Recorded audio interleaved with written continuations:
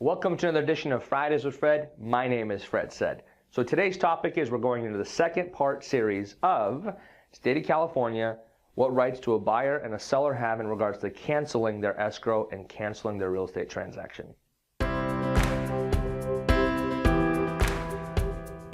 Last week we talked about the buyer and what rights that they have.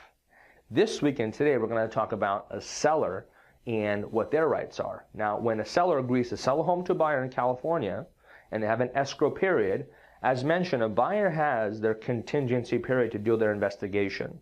And technically, a seller doesn't have a cancellation right unless the buyer defaults on any of their timelines. So if they're supposed to put their deposit in 3 days in escrow, if they are supposed to remove any aspect of any one of their contingencies in a certain amount of days, or they're supposed to close on their transaction in a matter of days, or any other time frames a buyer has agreed in writing to do, if a buyer defaults on any of those time frames, a seller can do the following. Number one, they can give a buyer a notice to perform, putting the buyer on notice and saying, listen, you have X amount of days to fulfill that timeline that you've already defaulted on or about to default on.